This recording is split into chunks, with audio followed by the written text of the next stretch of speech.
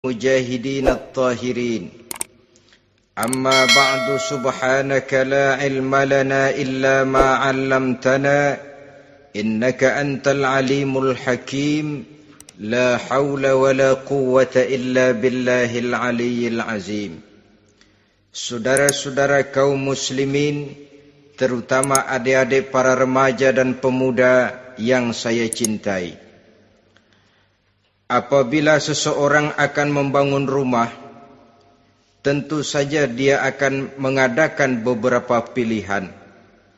Sejak dari memilih lokasi di mana rumah itu akan didirikan, sampai kepada menentukan bahan-bahan kualitas yang akan dipakainya, sampai kemudian kepada wujud dan bentuk rumah yang akan ditinggalinya. Demikianlah bahwa untuk membangun sebuah rumah yang hanya untuk menaungi kehidupan di dunia ini, kita mengadakan berbagai macam pilihan. Apalagi kalau kita akan membangun sebuah rumah tangga yang kita harapkan tidak hanya akan menaungi kehidupan di dunia ini, tidak hanya untuk kepentingan kita saja, tetapi juga untuk kepentingan anak cucu kita di belakang hari, termasuk sampai kepada hari akhirat nanti.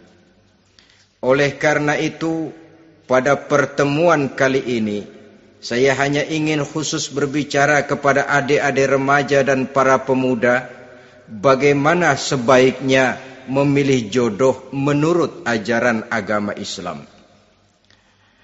Dalam Al-Quran, Allah Subhanahu wa ta'ala menjelaskan, Zuyyina linnasi hubbus syahawati minan nisa, bahwa manusia apapun jenisnya, asal dia bernama manusia, dihiasi dengan perasaan cinta kepada perempuan. Jadi sejak dahulunya secara fitrah, laki-laki senang kepada perempuan, sebagaimana perempuan pun senang kepada laki-laki. Dihiasi rasa cinta ini dalam kehidupan manusia. Dan oleh karena adanya rasa cinta, berkembanglah segala macam persoalan. Sehingga seorang ahli cinta pernah berkata, cinta adalah 5 huruf yang membuat persoalan tidak akan pernah selesai. 5 huruf yang membuat persoalan tidak akan pernah selesai-selesai. Tetapi dalam kehidupan sehari-hari sering kita saksikan bahwa cinta ini bisa mendorong memberikan motivasi yang baik, dan cinta ini pun bisa juga memberikan dorongan yang tidak baik. Oleh karenanya, apabila cinta itu ibarat setetes embun yang jatuh di bumi yang subur, akan tumbuhlah di atasnya aneka ragam bunga-bungaan yang harum semerbak, indah mewangi, sedap dipandang orang, menebarkan rasa aman, damai, sentosa, dan begitu selanjutnya. Tapi jika cinta itu jatuh di hati yang gersang dan tandus, tidak ada yang akan dapat tumbuh di sana selain sirih memanjat batu, kuning daunnya, lemah gagangnya, maka cinta yang semacam itu tidak akan memberikan dorongan positif kepada seseorang di dalam kehidupannya. Maka lebih dahulu kita akan membicarakan cinta dalam artian yang positif ini, untuk nanti sampai kepada perempuan yang bagaimana yang harus kita cintai, atau laki-laki yang bagaimana yang harus dicintai oleh seorang perempuan. Saudara hadirin yang saya hormati, cinta dalam artian yang positif, pertama, dia selalu mendatangkan keindahan. Yang kedua, cinta itu memberikan energi atau semangat untuk berjuang. Dan yang ketiga, cinta itu selalu membawa resiko dalam bentuk pengorbanan. Maka cinta yang positif pertama melahirkan keindahan. Disinilah orang memerlukan filter atau saringan. Sebab keindahan yang didasarkan karena cinta itu merupakan satu keindahan yang relatif saja. Boleh jadi karena indah orang jadi cinta, boleh juga jadi karena cinta segala sesuatu terasa jadi indah.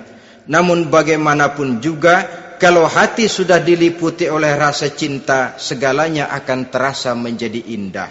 Cinta itu adalah keindahan. Yang kedua, cinta itu energi, melahirkan dorongan dan semangat. Yang lemah bisa menjadi kuat, yang takut bisa menjadi berani, yang jauh jadi terasa dekat. Itu semua karena dorongan cinta. Dan dari energi ini lahirlah yang ketiga, bahwa cinta adalah pengorbanan. Sehingga orang berkata, berani bercinta artinya harus berani berkorban. Takut berkorban, jangan bercinta. Kalau cinta ini kita salurkan kepada nilai-nilai agama umpamanya, yang pertama, cinta mendatangkan keindahan. Kita cinta kepada agama, maka apapun yang diperintahkan oleh agama akan terasa menjadi indah. Solat akan terasa menjadi indah. Puasa terasa menjadi indah. Zakat terasa menjadi indah. Jihad pun akan terasa menjadi indah. Persis kalau kita cinta kepada seorang gadis. Jika kita cinta kepada seorang gadis, apanya saja akan kelihatan menjadi indah. Jalannya terasa indah, lenggang-lenggoknya terasa indah, suaranya merdu padahal cemprengnya bukan main. Seluruhnya akan mendatangkan keindahan karena dasarnya sudah cinta. Cinta membawa kepada keindahan. Yang kedua, cinta itu melahirkan energi. Orang yang cinta kepada agama akan lahir tenaga dan semangatnya melaksanakan ibadah, melaksanakan puasa, melaksanakan zakat, melaksanakan solat, melaksanakan haji, bahkan melaksanakan jihad sekalipun. Cinta selamanya menimbulkan energi dan semangat. Sama saja dengan kita apabila jatuh cinta kepada seorang gadis, walaupun rumahnya jauh, katanya, gunung pun akan kudaki, lautan pun kuseberangi. Untuk apa itu? Untuk menemui apa yang kita cintai. Cinta selamanya melahirkan energi. Capek tidak terasa, lelah tidak terasa, semuanya tertutup oleh keindahan yang bernama cinta. Lalu yang ketiga, cinta membawa pengorbanan. Apabila kita cinta kepada agama, maka pengorbanan terhadap apapun yang diminta oleh agama, baik itu pengorbanan waktu, tenaga, pikiran, harta, bahkan pengorbanan nyawa sekalipun, kita tidak akan berat melaksanakannya karena cinta kita kepada agama yang kita anut ini. Demikian juga cinta kita kepada seorang perempuan akan membuat kita rela berkorban. Apapun yang dia minta, jangankan kita tidak mampu, kita tidak mampu sekalipun, kita masih berusaha untuk mampu guna memenuhi tuntutan si buah hati belahan jantung. Kadang-kadang malam minggu si doi ngajak nonton, umpamanya duit tidak ada, gajian belum, kerja enggak. Timbullah inisiatif, entah sepatu kita jual ke tukang loa, entah celana mampir dulu ke tempat lain. Yang penting kita berkorban untuk memenuhi permintaan si buah hati belahan jantung. Ketika itu pengorbanan sudah tidak kita rasakan lagi. Bahkan pengorbanan yang paling pedih sekalipun, dalam gurau, dalam bercanda misalnya, dicubit kita oleh kekasih kita, pedih bukan main, terkelupas kulit, mengalir darah, bukan nangis, nyengir. Malah kadang-kadang minta tambah dicubit lagi. Itulah romantikanya cinta, sanggup membuat orang berkorban, melahirkan energi dan semangat, menambah keindahan dalam kehidupan, sepanjang dia dalam artian yang positif. Kalau demikian masalahnya, di dunia yang penuh dengan perbenturan nilai sekarang ini, orang sering salah jalan bagaimana memilih jodoh untuk membangun rumah tangga yang bahagia. Jangan lupa, bahwa membangun rumah tangga ini bukan hanya untuk 1-2 bulan, bukan hanya untuk 1-2 tahun, bahkan bukan cuma untuk kehidupan dunia, lebih daripada itu pun untuk menunjang kebahagiaan di akhirat. Oleh karenanya, memilih jodoh bukan satu hal yang mudah, bukan satu hal yang bisa dilaksanakan sambil lalu, tetapi memerlukan penelitian, memerlukan pengamatan yang mendalam. Apa petunjuk agama tentang itu? Dengan kata lain, bagaimana seharusnya seseorang memilih jodoh dalam kehidupannya? Ini tentu saja sumbangan moral buat adik-adik remaja dan para pemuda yang lagi kebingungan memilih jodoh, atau barangkali buat bapak-bapak yang kepengen nambah lagi.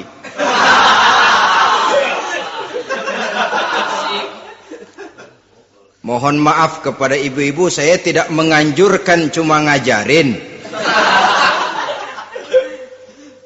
Yang pertama, menurut Nabi, nikahilah perempuan itu karena rupanya, karena hartanya, karena keturunannya, dan karena agamanya. Ada 4 motif utama di sini. Pertama, memilih jodoh, lihatlah rupanya. Lagian siapa yang kepengen dapat jodoh rupanya nggak karu-karuan? Cari rupa yang cantik, indah, dan menawan. Namun jangan lupa, saya katakan di zaman di mana sering terjadi benturan nilai seperti sekarang ini, orang sulit untuk mendapatkan keaslian. Di mana teknologi sudah sedemikian canggih, di mana ilmu kedokteran sudah sedemikian maju, maka berbagai macam rupa bisa dibentuk dengan apa yang dinamakan operasi plastik misalnya. Yang pesek bisa dibikin mancung, kuping yang kelebaran bisa dibikin sedang, pipi yang kembung sebelah bisa dibikin rata, janggut yang tidak menarik bisa dibikin bak lebah bergantung katanya. Oleh karena itu, kalau pilihan hanya tertuju kepada rupa yang cantik saja semata-mata, kita sudah melakukan satu kesalahan yang sangat besar. Sebab apa? Diperingatkan oleh Nabi melalui hadis Ibnu Majah, Bazar dan Baihaqi dari Ibnu Umar. Janganlah kamu kawini seorang perempuan karena kecantikannya, sebab kecantikan boleh jadi akan mencelakakan. Jangan juga kamu kawini perempuan karena hartanya, sebab kekayaan biasanya akan mendatangkan kesombongan. Tetapi kawinilah karena agama dan akhlaknya, karena itulah yang akan membawa kepada kebahagiaan. Saudara-saudara kaum muslimin, terutama adik-adik remaja dan para pemuda, dikala usia puber, apalagi mata baru terbuka, awal balik namanya, remaja sering kehilangan filter. Pokoknya asal ngelihat rupa yang sudah lemot, denok, geboy, pikiran pun hanyut, malam terkenang, siang terbayang, tidur tak nyenyak, makan tak enak katanya, selalu terbayang wajah si doi. Dikala itu orang kehilangan pertimbangan bahwa rupa yang cantik kadang-kadang sering menipu. Diriwayatkan oleh Imam Ibnu Abbas, satu hari ketika sedang kumpul dengan para sahabat, lewatlah orang dengan potongan potongan orang kaya. Kelihatan kan, orang kaya sama orang miskin jalannya aja lain kan? Jalannya saja, jangan gaya hidupnya, jalannya saja lain. Liwat dia. Rasul bertanya kepada seorang sahabat, menurut pendapatmu bagaimana orang yang lewat itu? Kata sahabat, oh yang lewat ini ya Rasul, kalau dia meminang perempuan pasti diterima. Kalau dia menolong orang pasti berhasil. Kalau dia ngomong pasti didengerin. Kenapa? Orang kaya. Orang kaya ya Rasul.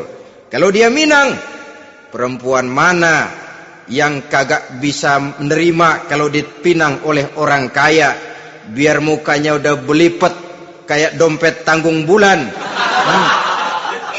Kalau memang duitnya banyak, nggak kelihatan tuh muka yang belipet, yang kelihatan duit.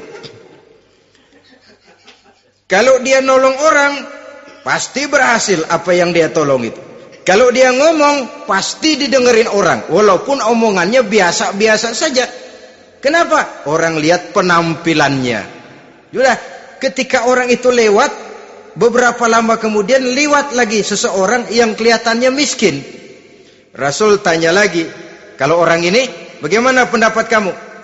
Wah, potongan begini sih Rasul. Kalau dia Minang, orang tolak. Siapa yang mau kawin sama kere begini? Kalau dia nolong orang, pasti nggak berhasil. Kalau dia ngomong, kagak bakalan ada yang mau dengerin. Siapa yang mau dengerin orang susah ngomong?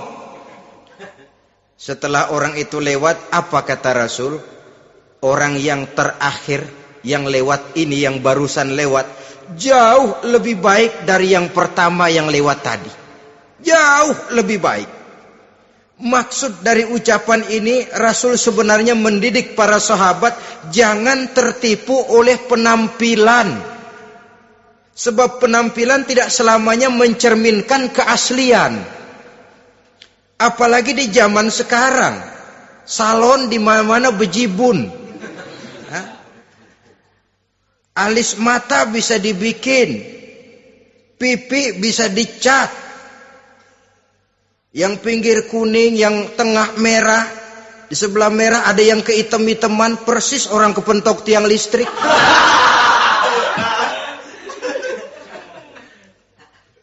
Kecantikan yang artifisial, kecantikan yang bukan alami. Karena itu silakan saja cari yang cantik, tapi jangan terpaku sampai di situ.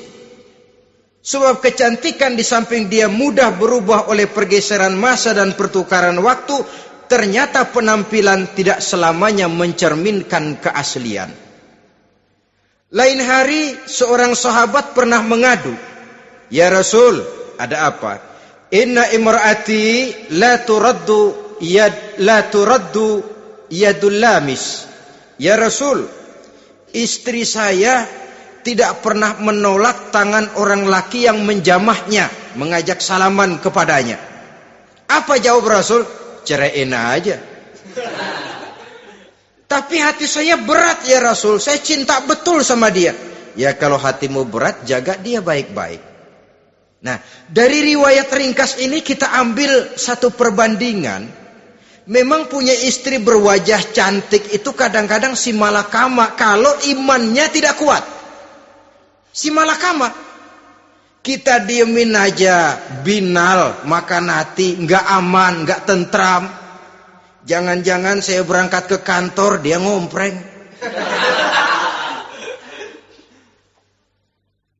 Buah si malakama, seperti orang tadi, ya Rasul. Istri saya kelihatannya, sebenarnya tidak negatif maksudnya ini. Cuma bersalaman, tapi terlalu ngobrol. La turaddu yadul lamis. Tidak pernah menolak orang yang ngajak salaman. Ya sekedar salaman. Tapi kan awalnya dari salaman. Kalau sudah salaman kan strum bisa ngederdet dari tangan situ. Kata Rasul sederhana saja. Ya kalau memang begitu ceraiin. Saya nggak kuat Rasul. Saya cinta betul sama dia. Kalau kau tak kuat berpisah dengan dia, jagalah dia baik-baik. Ajar, didik, tanamkan rasa keagamaan di dalam hatinya. Saudara-saudara kaum muslimin, jadi rupa yang cantik tanpa didasari oleh nilai-nilai agama akan membuat seorang suami di rumah tangganya seperti si malakama. Seperti berhadapan dengan buah si malakama kalau tidak diiringi dengan nilai-nilai moral yang luhur dan bekal agama yang tangguh. Akan pergi jauh dari rumah rasanya tidak aman. Sedangkan di rumah saja siapa yang akan mencari nafkah? Dan begitu selanjutnya. Orang tadi jelas berhadapan dengan buah si malakama. Didiamkan, makan hati. Sebab, maaf, kalau seorang suami sudah tidak punya rasa cemburu terhadap istrinya, itu kan yang disebut dayus. Dan dayus itu, jangankan masuk surga, bau surga saja dia tidak dapat. Tapi cemburu dalam artian bukan cemburu buta, cemburu dalam artian yang wajar. Dia cemburu, akan dikerasi takut kalau istrinya minta cerai, sedangkan dia cintanya sudah kadung medok bener. Si malakama jadinya. Nah, ini juga satu riwayat yang memberikan gambaran kepada kita pilihan. Silakan cari rupa yang cantik saja, cari yang cantik. Tapi kalau itu dijadikan motif utama tanpa dasar-dasar agama, saya khawatir nanti rumah tangga kita akan berhadapan dengan buah si malakama. Jadi adik-adik remaja, usaha, ikhtiar, cari yang cantik, yang kira-kira nggak membosenin, supaya kita betah tinggal di rumah, supaya kita merasa ada tempat berbagi rasa, ada tempat kita bernaung. Sebab kalau nyari bini sebini-bininya mah, ya jodoh di tangan Tuhan, kagak usah nyari juga ntar datang diri umpamanya. Iya, kalau yang datang peot. Orang harus berusaha walaupun pada akhirnya jodoh toh memang ditentukan Allah. Kan 3 hal yang kita tidak bisa menentukan itu katanya. Maut, rezeki, jodoh. Itu yang masuk mysterious problem. Problem yang misterius. Maut, misterius. Kapan kita mati, kita sendiri tidak tahu. Tahun depan, 50 tahun lagi, 100 tahun lagi, tidak pernah seorang pun diberitahu. Tapi yang pasti dia bakal datang. Kapan dan di mananya, kita tidak tahu. Bisa di rumah, bisa di masjid, ya alhamdulillah. Bisa di majelis taklim, syukur. Bisa di medan perang membela agama, bagus. Pasti dia akan datang. Maut, mysterious problem. Sesuatu yang kita tidak tahu kapan datangnya. Rezeki, gitu juga. Sehingga orang sering bilang, rezeki katanya kayak bayangan. Kita uber-uber, dia lari. Kita diam, dia mah diam. Setengah mati kita uber-uber.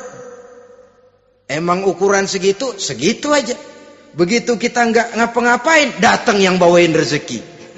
Namanya rezeki itu mysterious problem.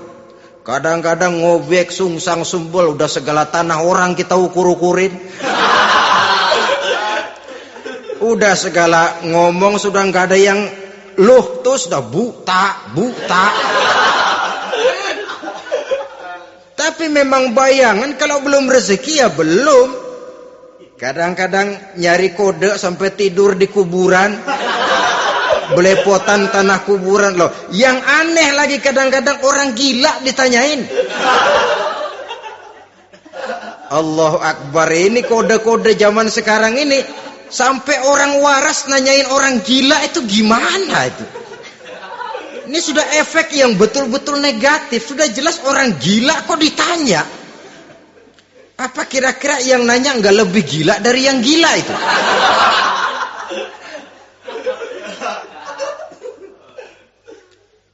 Saudara-saudara kaum muslimin, terutama adik-adik remaja dan para pemuda, jadi silakan saja cari rupa yang cantik. Karena dia akan jadi tautan hati, buah hati belahan jantung. Tempat kita berbagi rasa, tempat kita pulang dan tinggal di rumah tangga kita. Tapi hendaknya kecantikan rupa itu diiringi juga dengan kecantikan budi. Karena itu cari rupa yang cantik. Ini pilihan utama. Yang kedua, kata Nabi, harta, cari yang kaya. Tetapi jangan lupa, jangan dijadikan pilihan utama. Karena kekayaan sering mendatangkan kesombongan. Apalagi kalau seorang pemuda mendapat istri orang kaya. Hidupnya dimodali oleh istrinya. Maka biasanya wibawanya sebagai seorang suami akan hilang. Akhirnya komando di tangan istri. Dikala itulah suami tidak lebih daripada prajurit yang taat kepada komando istrinya. Padahal menurut konsep Quran, ar-rijalu qawwamuna 'alan nisa, laki-laki diciptakan sebagai pembimbing bagi perempuan. Kalau nanti suatu saat terjadi benturan, sedangkan modal diberikan oleh istri, terjadilah pengungkitan. Kata istrinya apa? Lu jangan bertingkah, lu kan kawin sama gue, modal lu kolor doang.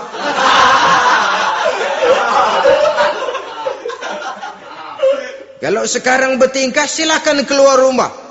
Bawa seperti engkau datang dulu. Jangan bawa apa-apa. Pergilah seperti engkau datang dulu kemari. Hilanglah wibawa seorang suami. Suami kalau udah digentak sama istri begitu, ngelempuruk kayak ayam sampar. Di mana lagi letak wibawanya? Harta sering mendatangkan kesombongan. Oleh karena itu, walaupun diperintahkan cari yang keturunan orang kaya, tapi maksudnya jangan dompleng. Sebab kepribadian seorang suami akan ditentukan oleh sifatnya sendiri. Keberadaannya ditentukan oleh karya dan perbuatannya sendiri. Itulah yang akan menampilkan kepribadian dia dalam kehidupan di masyarakat ini. Saudara-saudara kaum muslimin, terutama adik-adik remaja dan para pemuda, kan kadang-kadang di zaman sekarang kan kelas-kelas gigolo, playboy ya, nyari tante-tante kesepian, mejeng-mejeng di pinggir-pinggir jalan dengan harapan apa? Ya barter lah, tukar tambah. Nah, supaya dapat rokok, dibelikan pakaian, motor dan sebagainya. Tapi yang jelas hilang harga diri sebagai laki-laki, dan itu yang paling mahal. Kalau seorang laki-laki sudah kehilangan harga diri, apalagi yang bisa dibanggakan dalam kehidupan ini? Apa artinya naik mobil kalau kepala tertunduk ke bawah? Apa artinya jalan di tengah masyarakat kalau kita tidak bisa menengadah dengan satu kebanggaan? Hilangnya harga diri merupakan kehancuran awal dari sebuah pribadi yang untuk jangka panjang kita tidak akan bisa lagi berbuat banyak. Tanpa harta orang memang sulit untuk bahagia. Tapi harta semata-mata bukan merupakan jaminan bahwa orang lantas akan bahagia. Saya barangkali harus berkata, banyak orang miskin yang kaya. Tapi tidak sedikit orang kaya yang miskin. Saya ulangi ini. Banyak orang miskin yang kaya. Tetapi tidak sedikit orang kaya yang miskin. Nah, bagaimana pengertiannya? Orang miskin yang kaya, materinya sederhana, peralatan rumah tangganya sederhana, tapi hatinya kaya. Oleh karena hatinya kaya, jiwanya lapang. Sebaliknya, orang kaya yang miskin, di tengah kelimpahan materi yang berlimpah, segalanya serba ada, hatinya yang miskin. Kelimpahan materi tidak akan sanggup mengobati kemiskinan hatinya. Sehingga di tengah kehidupan yang serba ada, dia masih merasa kurang, maka dia tidak pernah cukup. Di tengah kemilauan dan gemerlapan serta glamornya rumah mewah, dia merasa hidup di tengah gurun pasir yang gersang dan tandus. Karena itu, biarlah miskin harta tapi kaya budi, daripada kaya harta tapi miskin budi. Lebih utama lagi kaya harta, kaya budi. Itu idealnya. Dasar pilihan ketiga sesudah rupa dan harta menurut Nabi, keluarga. Faktor keturunan sangat menentukan. Pepatah mengatakan, buah apel akan jatuh tidak terlalu jauh dari pohonnya. Biasanya kalau bapak kalong, anak kampret. Bapak nyolong, anak nyopet. Itu fotokopi. Saudara-saudara, sungguh pun demikian, faktor keluarga bukan merupakan yang paling dominan, karena segalanya memang bergantung kepada hidayah dari Allah Subhanahu wa ta'ala. Kalau hidayah datang, bisa saja anak maling bisa jadi kiai. Kalau hidayah datang, bisa saja anak nabi malah ikut bersama orang-orang kafir. Pada akhirnya orang mau besar atau tidak bukan dengan jalan menyempeng kepada keturunan orang lain, tapi ditentukan oleh kepribadian dirinya sendiri. Tidak bisa kita menjadi besar dengan menyebut kebesaran orang lain. Itu sebabnya dicontohkan oleh Imam Ali pada saat beliau berkata, "Laisal fata may yaqulu kana abi, walakinnal fata may yaquluha anadha." Anak muda yang gentleman adalah anak muda yang berani berkata, "Inilah saya." Bukan anak muda yang membanggakan leluhurnya. Ini kan zaman sekarang ini lagi ngetop-ngetopnya lagu-lagu cengeng katanya. Sebenarnya menurut saya bukan cuma lagu cengeng yang jadi masalah. Lagu cengeng cuma satu efek dari sikap yang lebih utama dari itu, yaitu mental cengeng. Kalau mental sudah cengeng, apapun yang kita lakukan akan jadi cengeng. Tidak cuma lagu, kebudayaan yang lahir akan kebudayaan cengeng. Jadi pengusaha cengeng. Jadi pejabat cengeng. Jadi kiai cengeng. Kenapa? Mental cengeng. Di antara mental cengeng itu apa? Mengandalkan fasilitas atasan. Kalau tidak ada fasilitas dari atas, lantas tidak bisa berbuat apa-apa, cengeng. Menjadi besar bukan karena karier pribadi, tapi karena nasib katrolan. Itu pun termasuk mental cengeng. Sedikit gagal, bagaimana sedikit jalan buntu, sedikit deadlock, lu ngapain lu melulu?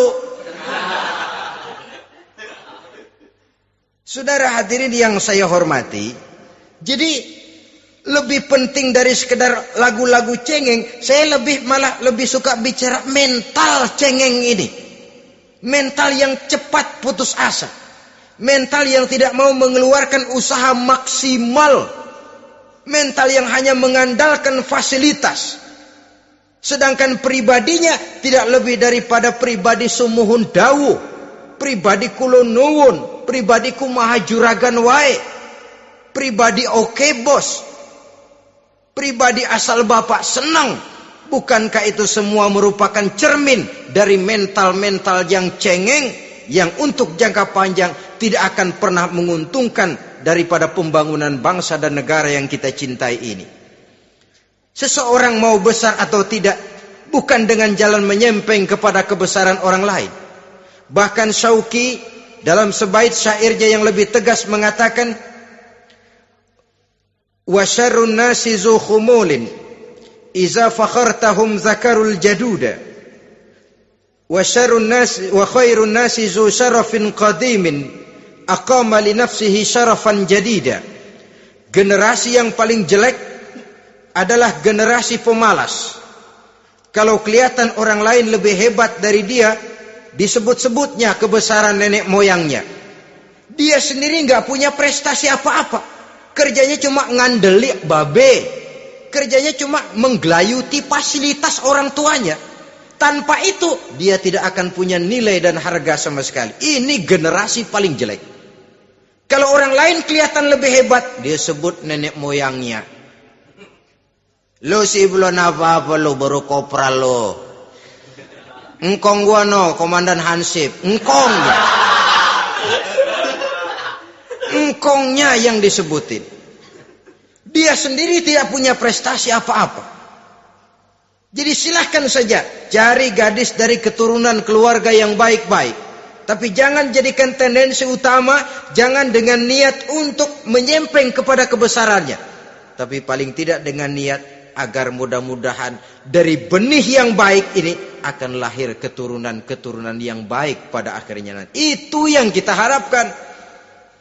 Bukan lalu dengan pertimbangan, mertua gue bos nih, kali aja begitu gue kawin dia mampus. Ini semua warisan kan jatuh kemari semua. Kalau itu niatnya sudah jelas salah.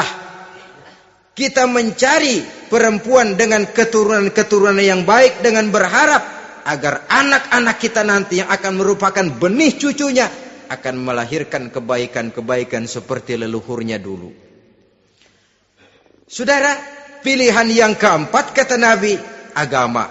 Ini yang paling inti. Kenapa? Agama itu motivasinya moral. Di sini segalanya ditentukan. Rupa yang baik, harta yang banyak, keluarga yang luhur. Kalau sudah dilandasi oleh agama yang rapuh, bahkan tidak beragama sama sekali, ketiga hal di atas tadi hanya akan mendatangkan malapetaka. Sekarang kan kita tertipu oleh penampilan. Padahal penampilan belum tentu kenyataan. Di jalan-jalan kita akan lebih terpesona melihat gadis pakai miniskirt di atas lutut ketimbang kita melihat gadis-gadis yang pakai jilbab. Kalau sudah pakai jilbab keliwat, yang usil banyak banget, bau sorga nih. Bau sorga katanya. Tapi kalau sudah yang pakai miniskirt itu yang lewat, itu dari ujung ke ujung mata kagak mau kedip. Laler nemplok di mata kagak dirasain. Kita terpesona oleh penampilan zahir, padahal penampilan belum tentu memantulkan hal yang sebenarnya. Tapi memang itulah watak manusia. Watak manusia, saya katakan manusia tanpa kecuali. Tetapi bergantung kepada pemikiran jangka pendek atau jangka panjang. Kalau jangka panjang yang kita pikirkan, ya tentu kita tidak akan mudah terpesona oleh hal yang zahir. Sampai-sampai Quran sendiri mengatakan budak yang hitam legam tapi beriman itu lebih baik daripada orang-orang musyrik walaupun cantik, denok, lemot, geboy. Ada lagi nggak bahasa yang lebih dari itu? Cantik, denok, lemot, geboy, bahenol, nerkom. Tapi kafir masih lebih baik budak yang hitam legam sekalipun. Kalau dia beriman. Kenapa? Rumah tangga untuk jangka panjang. So itu Islam tidak membolehkan kawin campuran dengan lain agama. Walaupun ada ayat yang mengatakan boleh kawin dengan ahlul kitab. Tapi sebagian mufassir menjelaskan bolehnya kawin dengan ahlul kitab itu dalam kondisi darurat. Dalam kondisi normal tidak bisa. Kenapa? Kalau sudah berlainan agama akan terjadi kerancuan rumah tangga untuk jangka panjang. Bagaimana membina dalam keharmonisan di rumah tangga? Bagaimana nasib anak-anak nanti? Kadang-kadang ada keluarga, kami sih keluarga modern. Anak-anak kami berikan kebebasan untuk milih agama apa saja. Bapaknya Islam, istrinya Kristen, anaknya ada yang Hindu, Buddha. Bagus nih, keluarga pecel namanya. Bagaimana keluarga modern bisa seperti itu? Padahal seorang suami bertanggung jawab di hadapan Allah. Dia akan ditanya tentang istrinya. Dia akan dimintakan pertanggungan jawab tentang anak-anaknya. Kalau istri kita berlainan agama, mungkin terjadi pengkaplingan. Pokoknya kalau anak perempuan ikut ibu, anak laki ikut bapak. Administrasi dunia bisa begitu. Tapi akhirat, pertanggungan jawab di hadapan Allah. Bisakah kita? Sorry aja Tuhan emang janjinya begini. Saudara hadirin yang saya hormati, oleh karena itu budak legam hitam kalau beriman masih lebih baik daripada orang-orang yang tidak beriman walaupun cantik dan mempesona. Kenapa? Ini faktor agama. Ya buat 1-2 bulan bisa terwujud rumah tangga yang tentram. 2-3 tahun mungkin masih bisa bertahan, tapi sampai kapan? Sampai kapan itu akan terwujud? Pada akhirnya akan muncullah dilema yang akan sulit buat diatasi. Oleh karenanya motif agama dijadikan stres oleh Nabi. Fazfar bizatiddin taribat yadak. Pilih agama sebagai titik sentral, sebagai pilihan utama. Kalau agamanya kuat, walaupun rupanya sederhana, tapi karena nilai agamanya kuat, dia bisa menyenangkan hati suaminya. Dia bersolek untuk kepentingan suaminya. Dia taat kepada suaminya. Harta, dia anak orang kaya. untuk membantu perjuangan suaminya. Tapi kalau tidak ada modal agama, rupa yang cantik bisa menyengsarakan suami. Apalagi kalau suami kere, istrinya sudah cantik, kaya ataupun tidak kaya kadang-kadang, udah suaminya suruh ngempu di rumah bininya yang kerja.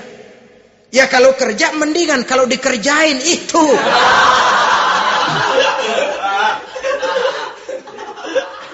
Itu yang repot. Saudara hadirin yang saya hormati, dan ini bukan satu dua kasus.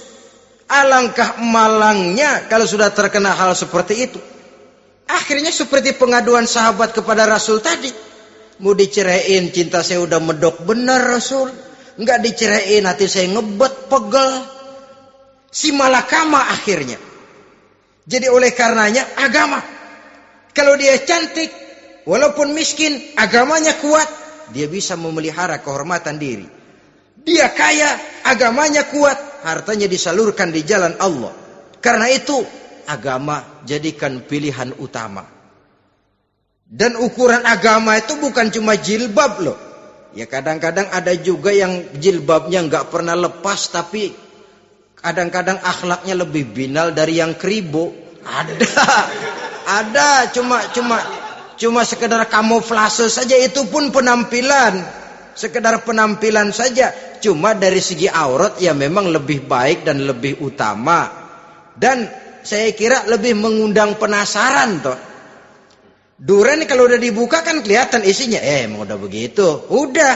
Tapi kalau masih rapat, itu yang rasanya kita pengen buka, timbul tantangan, gue pengen tahu isinya. Rasanya juga begitu. Sama saja dengan baju, kalau dibungkus rapat di plastik, ditaruh di etalase, adanya di toko mau serba ada, tahu kita barang mahal nih. Biar punya duit, kita mau nawar ragu-ragu, takut nggak cukup. Tapi kalau barang sudah dibuka di jalanan, diobral di pinggir jalan, murahan, 1.003 masih dicampur odol. Yang begitu sih biar nggak punya duit, kita berani banget tanya, nawar, megang lagi nyemek. Berat duit nih bang. Kenapa? Barang sudah terbuka. Jadi saudara-saudara, syukur kalau keempat-empatnya ini jodoh terkumpul dalam jodoh yang saudara cari. Sudah rupanya cantik, kaya, keturunan orang baik-baik, agamanya kuat. Nah, surga dunia tuh. Yang begitu cari. Kalau ada yang begitu, saya juga mau nambahin satu lagi.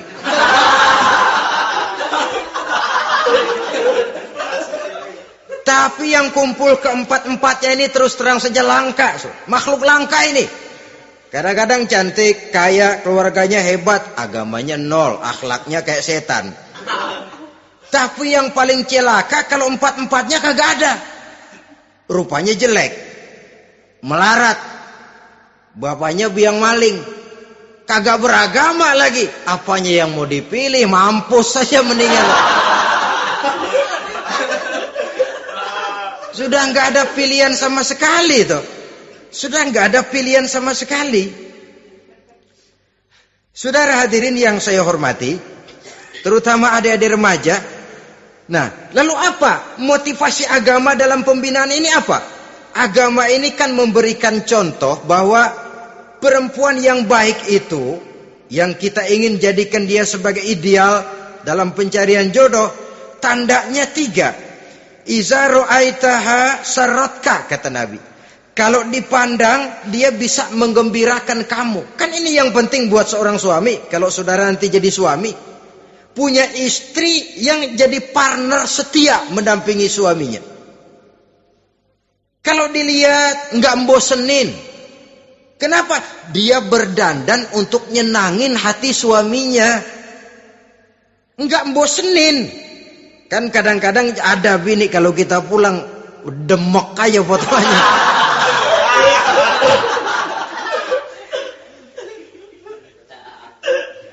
Ini yang bikin suami nggak betah di rumah ini kan yang begini.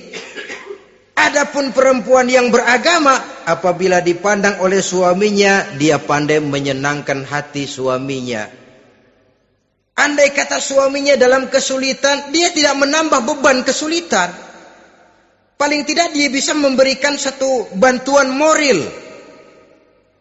Bantuan moral untuk mengurangi beban kesulitan daripada suaminya. Suami pulang dagang rugi, kata istrinya, romantika bang. Sekali-sekali lah, masa selamanya dagang mau untung. Besok siapa tahu untung lebih besar. Kan meringankan toh. Kadang-kadang enggak, suami pulang dagang dari pasar panas, rugi. Sampai rumah bini pidato, pletar-pletor. Lu dagang rugi, emang lu laki goblok.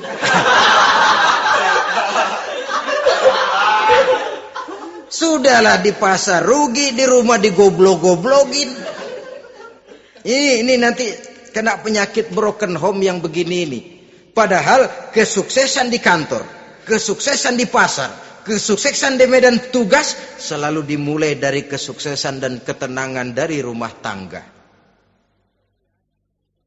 Dia berhias untuk kepentingan suaminya, tidak terlalu berlebihan, dan suaminya pun pandai menghargai istrinya dengan kata-kata yang menimbulkan gairah dan semangat. Melihat istrinya bersorak, kamu makin cantik saja. Jangan juga kadang-kadang suami ketus, ngelihat daksu pulang kantor, lihat suaminya, istrinya dandan rapi, tumben lu mau bekasin apa? Mau bekasin katanya. Artinya apa ini? Pandai mengembirakan, bisa tenggang rasa, bisa berbagi rasa. Sehingga suami merasa ada tempat dia bertukar pikiran, ada tempat dia membicarakan persoalan. Dialog dalam kehidupan berumah tangga itu sangat diperlukan. Iza ra'aitaha sarratka, kalau dipandang dia sanggup mengembirakan kamu. Dikasih uang 500 senyum, 5.000 pun ketawa. Menggembirakan. Dia bisa taruh kata hatinya kesel, tapi mulutnya senyum. Nah ini yang sulit ini. Senyum tapi kesel, kesel tapi senyum. Kadang-kadang istri itu kan kalau sudah kesel, suami pulang gak bisa dia menyembunyikan kekesalannya. Dari jauh suami sudah lihat ini yang nyambut, ini bemo ini. Udah monyong, serem.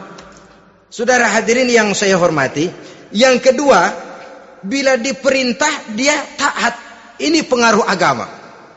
Sehingga Nabi mengatakan, "Lau amartu li ahadin ayyasjuda ila ghairiha, la amartul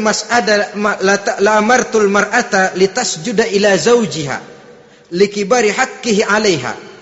Andai kata saja boleh aku memerintahkan manusia untuk sujud kepada sesama manusia, pastilah aku perintahkan perempuan untuk sujud kepada suaminya. Kenapa? Karena besar hak suaminya kepada dirinya. Untung sujud kepada manusia tidak boleh. Andai kata boleh, perempuan disuruh sujud sama suaminya. Ini tidak perlu sampai sujud, cium tangan saja minta ridho suami. Kadang-kadang perempuan sekarang berat. Paling banter setahun sekali lebaran doang. Laki pulang sembahyang tubruk, cium tangan, minta redo, nangis segala macam. 3 hari habis lebaran beras habis, monyong aja lagi.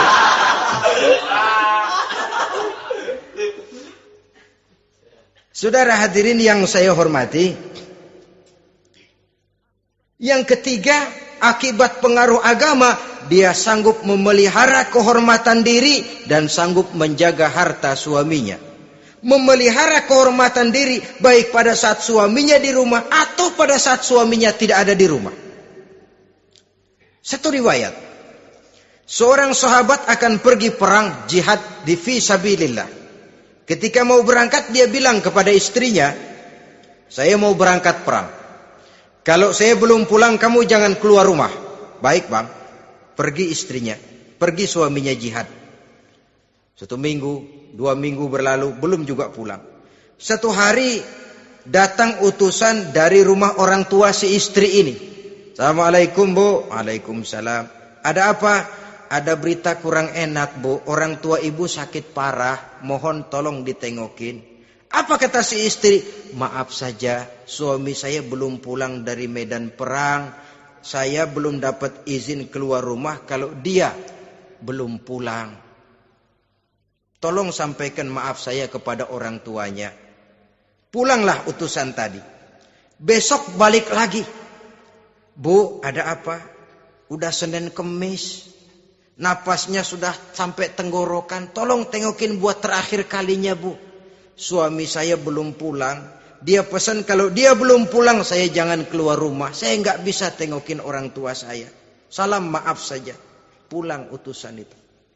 Besok balik lagi. Bagaimana? Sudah meninggal, Bu. Mau dikubur, tengokinlah buat terakhir kalinya. Suami saya belum pulang. Saya belum berani keluar rumah kalau suami saya belum pulang. Itu janji saya sama suami saya. Pulanglah utusan ini ngadu kepada Rasulullah sallallahu alaihi wasallam. Ya Rasul, ini perempuan kelewatan benar. Dari orang tuanya sakit sampai sekarat, sampai mati, sampai dikuburin dia nggak nengokin. Memangnya kenapa? Suaminya katanya pergi jihad. Dan suaminya tidak mengizinkan dia keluar rumah kalau si suami belum pulang. Apa jawab Rasul? Marahkah beliau? Tidak, beliau senyum. Apa katanya? Dosa orang tua yang meninggal ini telah diampuni oleh Allah karena dia punya anak perempuan yang begitu taat kepada suaminya. Allahu Akbar. Dosa orang tua yang sudah meninggal itu diampuni oleh Allah karena dia punya anak perempuan yang begitu taat kepada suaminya. Ketaatannya kepada suaminya menyebabkan dosa orang tuanya diampuni oleh Allah Subhanahu wa taala. Suami pergi jihad, orang tua sakit keras, tidak berani dia keluar rumah. Itu tandanya bisa menjaga kehormatan diri. Kalaupun satu saat suaminya manggil, Bu, tolong ambilin uang di dompet. Dompetnya dibawa, Bang, ambil saja sendirilah, nanti salah ambil lagi saya. Kadang-kadang enggak, suaminya pergi mandi, dompet berantakan. Saudara hadirin yang saya hormati, ini motivasi agama.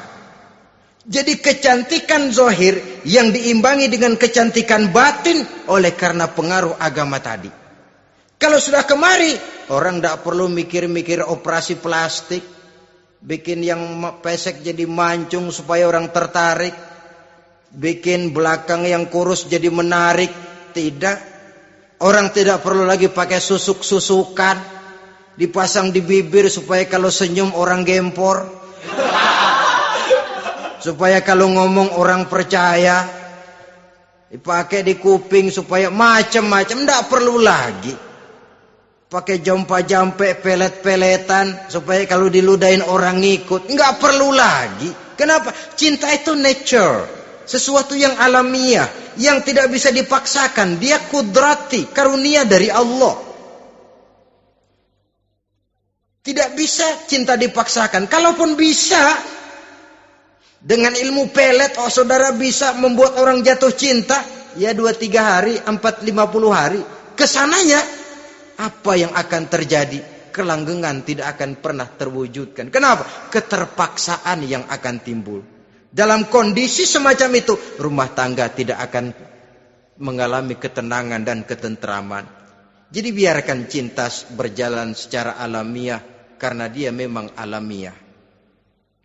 Saudara-saudara, nah sekarang kalau sudah ketemu nih, yang 4 tadi, rupa cantik, keturunan boleh, kaya lumayan, agama kuat.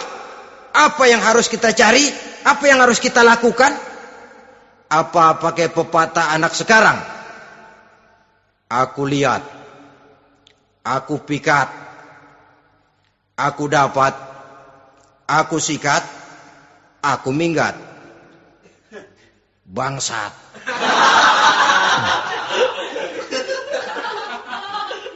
Itu kan ada moto cinta kilat begitu tuh. Cinta kilat katanya. Aku lihat, aku pikat, aku dapat, aku sikat, aku minggat. Bangsat. Atau kita harus hanyut dalam arus free love, free sex, common living, eksperimen dulu? Tidak. Islam mengajurkan kalau memang seret, ini rasanya ini nih, mantap gue nih. Apa yang diajarkan oleh Islam selanjutnya? Meminang, saudara-saudara. Meminang adalah langkah awal untuk mengikat tali pernikahan. Diizinkan meminang. Dan di dalam meminang pun diizinkan untuk melihat. Cuma kalau boleh, ya syaratnya itu waktu melihat itu jangan sampai ketahuan si perempuan yang akan kita pinang itu. Untuk apa kita meminang? Pertama untuk yakin bahwa perempuan yang kita inginkan ini sudah kumpul syaratnya itu, tidak ada cacatnya. Yang kedua, untuk memperkuat tekad hidup berumah tangga, diperlukan meminang. Adapun adat itu berbeda, tapi bahwa konsep meminang itu dalam Islam ada, itu jelas. Ya kalau mesti bawa pisang raja, pakai roti buaya, pakai martabak segede ban mobil truk segala macam, itu adat saja, ya. Tapi yang real meminang itu ada dalam Islam. Nah, bagaimana adab meminang? Setelah kita tahu anak ini cantiknya ya, keturunan baik, ya kekayaannya lumayan, agamanya kuat, pinanglah dia. Caranya boleh lihat langsung. Lihat langsung kalau bisa tanpa setahu si perempuan. Dan batas yang boleh dilihat itu muka dan tangan. Itu saja. Jadi jangan gerusak. Minta permisi Pak, saya mau ngelihat anak Bapak seutuhnya. Soalnya buat saya ini nanti. Apanya aja dibedolin, jangan. Kira-kira yang boleh itu muka sama tangan. Andai kata kita risih, sebab nanti kalau nggak jadi akan jadi timbul rasa malu dan si perempuan juga kasihan. Boleh mengutus perempuan yang kita percaya. Coba kau ke sana, lihat kondisinya yang sebenarnya bagaimana. Kalau ngelihat dari jauh sih utuh, siapa tahu nanti tangannya kurang sebelah. Coba lihat sana. Saudara-saudara, kemudian boleh juga ditanyakan kepada orang tuanya. Dan dalam hal ini orang tua si gadis tidak boleh menyembunyikan aib atau cacat yang dimiliki oleh anaknya. Dia harus menceritakan apa adanya, sampai pun kekurangan anaknya yang paling kecil sekalipun. Sebab apa? Jangan sampai istilah pepatah beli kucing dalam karung. Kedengeran suaranya doang meong-meong, begitu dibuka tuh kucing gempor sebelah kakinya nggak ada. Kan tentu kita tidak kepengen kecewa di belakang hari. Itulah perlunya meminang sebagai jembatan untuk menuju kepada pernikahan. Nah, dengan demikian kalau sudah usaha meminang ini dilaksanakan, jangan merasa sudah setengah resmi. Ini yang kadang-kadang jadi penyakit. Malah sesudah meminang harus masing-masing lebih menjaga diri, menjaga kehormatan, menjaga pergaulan. Kenapa?